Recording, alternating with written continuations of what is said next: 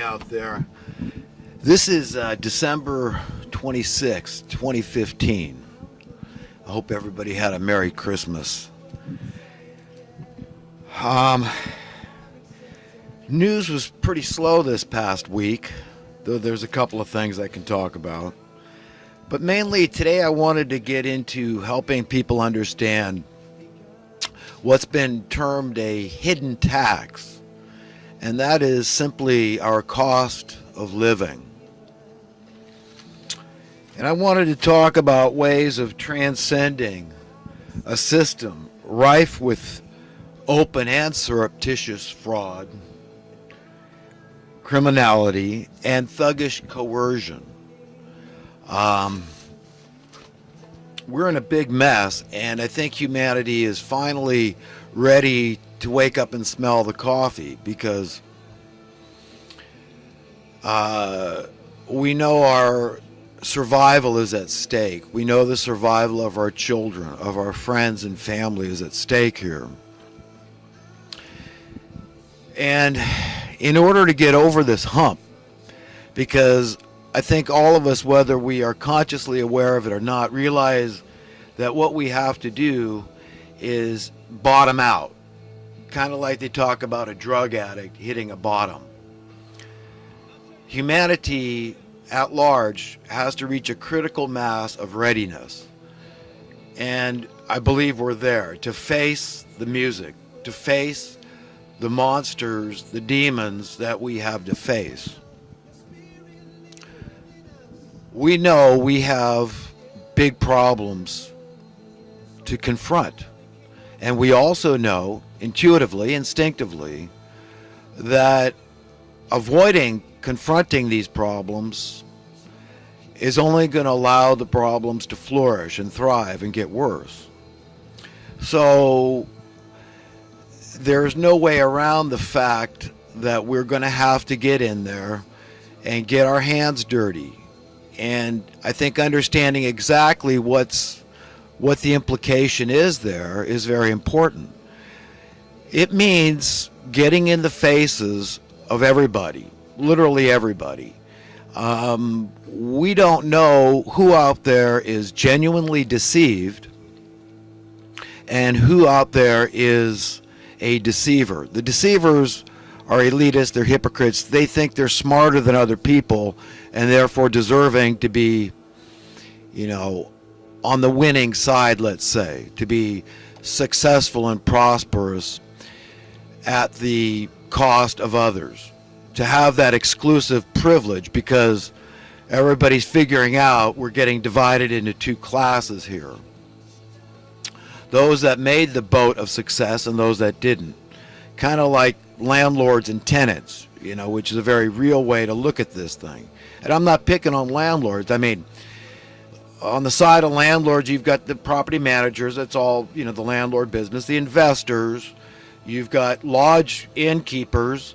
You've got flippers and speculators and vulture capitalists of every sort. In the lending industry is another leg completely. But those other people involved in those other practices, trades if you want to call it, flipping houses and speculating, trade, whatever. But the point is that then you got another leg being the lending industry. And the lending industry is a special interest group, and they, that's their job, is to benefit at your loss, because that's how the game works. And then you've got the real estate companies, all the realtors and the real estate agents out there, brokerage firms for real estate.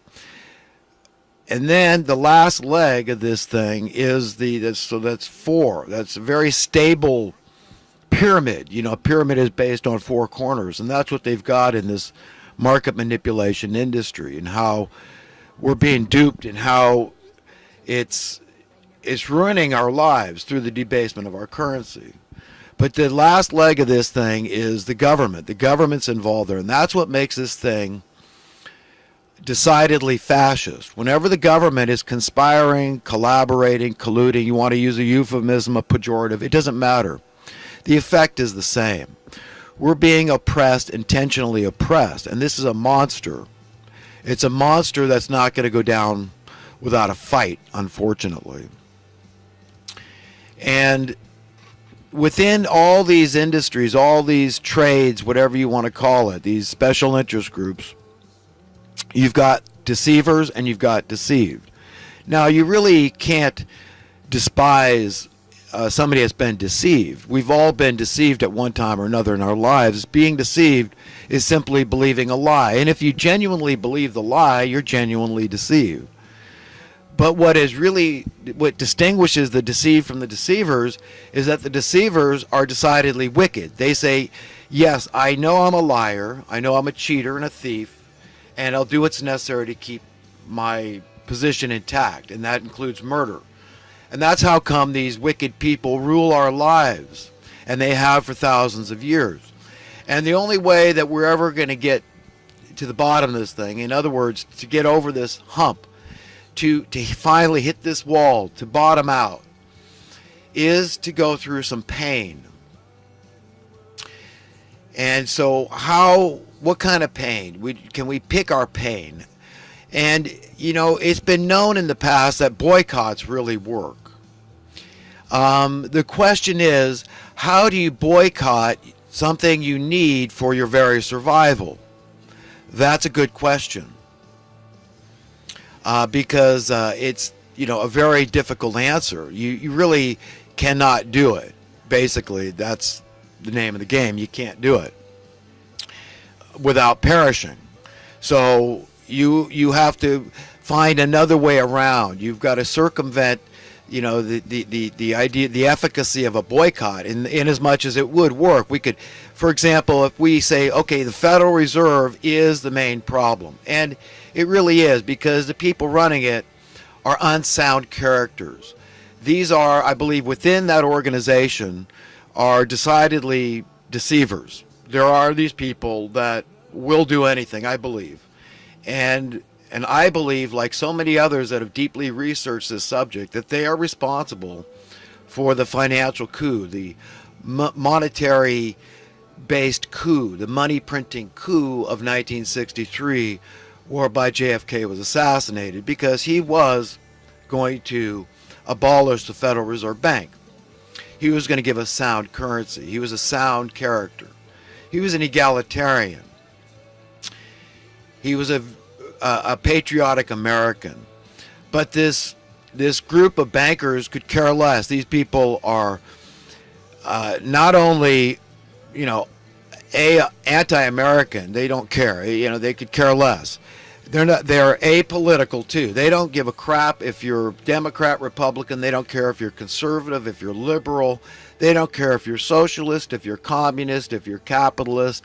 All they care about is running the currency. As long as they have control over the currency, they have the power.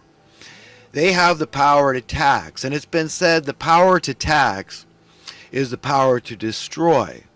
And this is where the whole cost of living thing comes in. These people have run up our cost of living. They've allowed it. They've facilitated it. They've encouraged it. And we even have the mainstream media in there promoting this nonsense, that it's so wonderful to have high housing prices because of the greater tax base.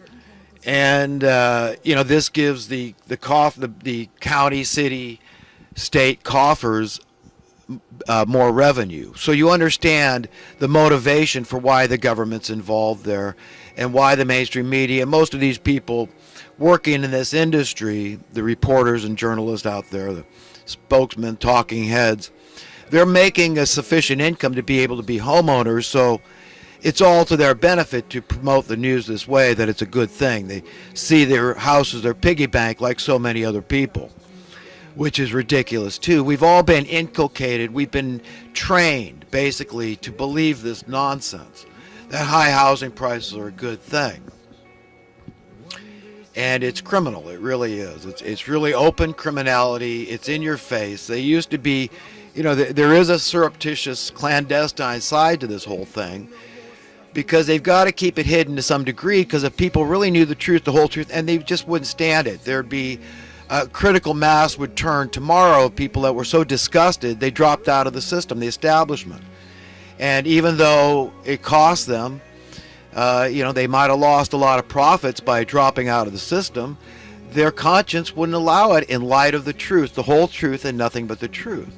And the truth is, there's a lot of dirty dealings, very dirty. I mean, when it gets into dubious warfare, I mean, does it get worse than that?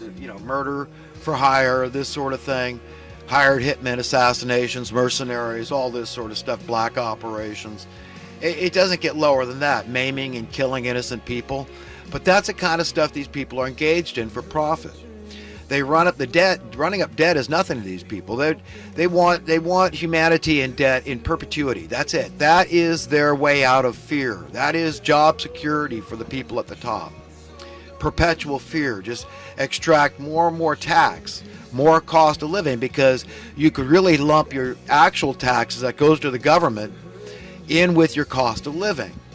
So it's all part and parcel of this one big tax, this cost of living that's been driven up through chain reaction inflation, which started in the housing industry. This is how they started it. And California is leading the way. They started this plan decades ago. Here in California in 1970, they came up with this Jarvis Act. It was under the pretense of a taxpayer protection. And what it did was it insulated the current homeowners, the homeowners du jour of that day, of that time, of the day. It insulated and protected them against market manipulation. So in other words, it was a wink and a nod saying, look, you guys are all going to be okay. We want you, don't fight us on this, but we're going to go forth and we're going to manipulate markets. Nixon's going to get us off the gold standard. They're going to make sure that the currency's unsound so that they can do this thing. We're going to take away any checks and balances, any kind of accountability, and we're just going to rape the daylights out of you financially. This is enslavement. This is oppression. This is artificial scarcity. This is intentional austerity, intentional impoverishment of the people. This is how it's done. So one thing leads to another. Nothing happens in a vacuum. It's cause and effect. So if one aspect of your life increases in cost, so diminishing the worth of your currency in regard to that particular commodity, in this case housing, then it leads to other things going up in cost because everybody's trying to keep up. Everybody's just trying to maintain a standard of living, some kind of comfort. To be gainfully employed, to be able to put a little aside for a sense of security, their way out of fear, financial fear. This is a way to freedom, financial freedom. This is a way to security. You understand, financial security. This is a way to prosperity, financial prosperity. We all understand these things intuitively, instinctively. We all would love it if tomorrow our currency began to go up in value instead of down. Who wouldn't? It'd be ridiculous, to suggest you wouldn't. I mean, it's been so long that at least 50 years I've been paying attention. As a child, I remember I remember how much a house cost. Suburban Santa Cruz, $8,000, an arm's length transaction, which just means it wasn't a forced sale, it wasn't a foreclosure, it wasn't a special deal. That was the going price. Minimum wage, $1.65 an hour. Do the math. Okay, you're going to clear about $200 a month, but your mortgage on that $8,000 on a 30-year loan is going to be somewhere around $50 or $70. That was probably the average mortgage back then. So it was easy. It was comfortable to support the entire family with one person in the household working. There was much less oppression at that time. And then these people came up with a dubious war. They assassinated JFK, which is a good start. That was the kingpin that opposed them. They hated this man. They didn't justifiably hate him. There's a difference between, somebody can hate you. I'm sure that the elitists, the hypocrites, hate me for exposing them and telling people how they operate. But they can't really detest me because I want the best for them too. This is all I'm doing. Is I'm not anybody special. It's nothing to get egoistic about. but I'm tapping into what the divine allows me to tap into, and that's this love for your enemies thing.